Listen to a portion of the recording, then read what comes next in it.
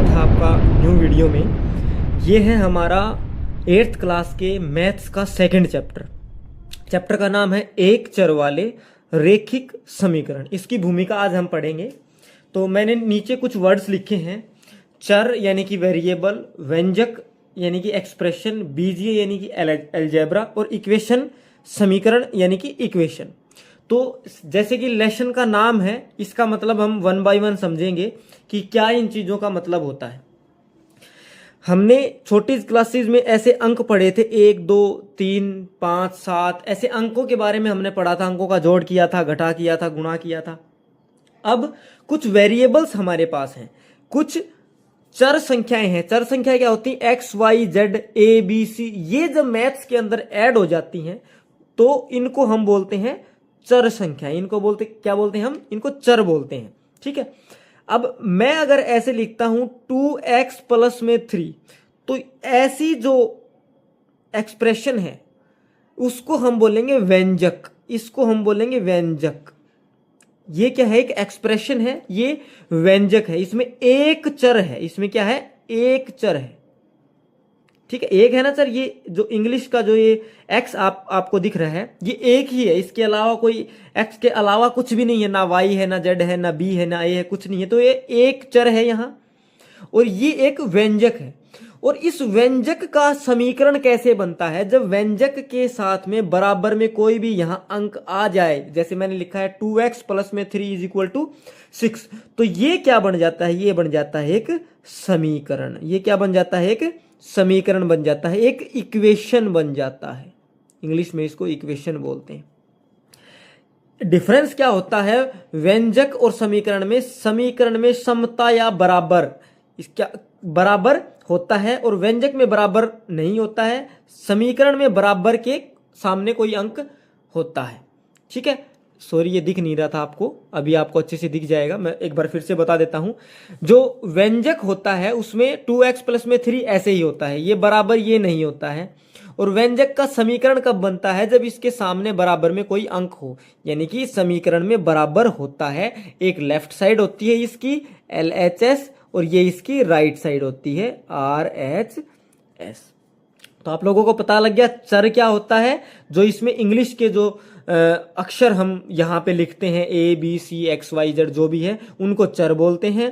ठीक है। और व्यंजक क्या होता है? व्यंजक होता है 2x प्लस में 3, यानी कि ऐसा कोई भी एक्सप्रेशन जिसमें बराबर ना हो उसको व्यंजक बोलते हैं। और बराबर में अगर कोई भी अंक है तो उसको समीकरण बोल देंगे।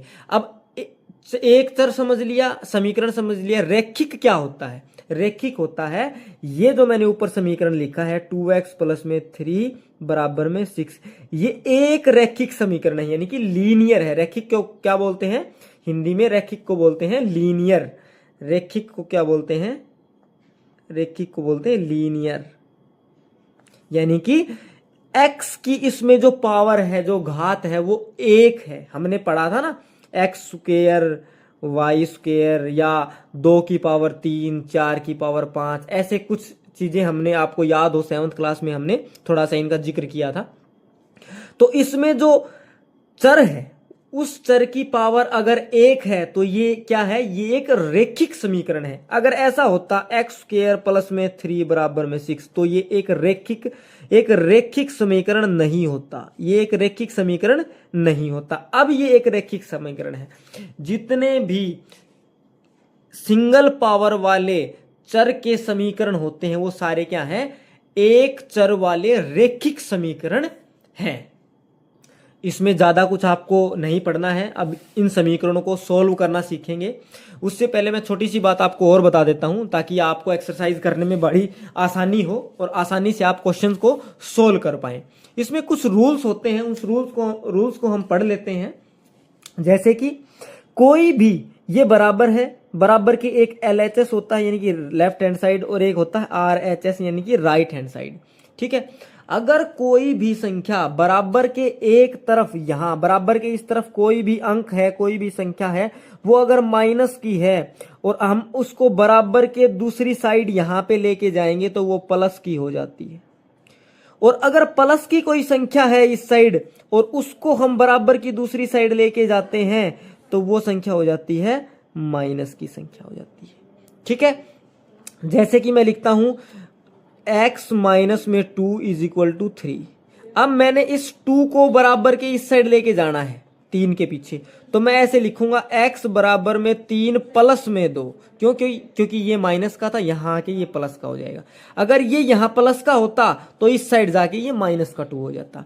ऐसे ही अगर कोई गुणा की संख्या है तो वो बराबर की दूसरी साइड जाके बटे की या भाग की हो जाती है, और अगर कोई भाग की संख्या है तो वो बराबर की दूसरी साइड जाके गुणा की हो जाती है। जैसे मैं लिखता हूं x 2x बराबर में 4, ऐसे मैं लिखता हूं। अगर हमें x की वैल्यू निकालनी है तो 2 को यहां से हटाना पड़ेगा, तो ये 2 x के साथ गुणा में है तो बराबर के दूसरी साइड जाएगा तो ये बटे में चला जाएगा, ऐसे नीचे 2 आ जाएगा, 2 से 2 कट जाएगा, x बराबर 2 आ जाएगा। ठीक है, ये हमारा एक सिंपल सा रूल है। इसको हम क्वेश्चन करते टाइम बड़े अच्छे तरीके से ध्यान में रखेंगे। इस रूल को आप दोबारा देखिए, 3 बार देखिए, 4 बार देखिए, अच्छे से इस रूल को अपने दिमाग में बैठा लीजिए। हर जगह यही रूल हमारा यूज होगा। अगली वीडियो में हम 2.1 को सॉल्व करेंगे। ये वीडियो यहीं खत्म होती है। Thank you so much.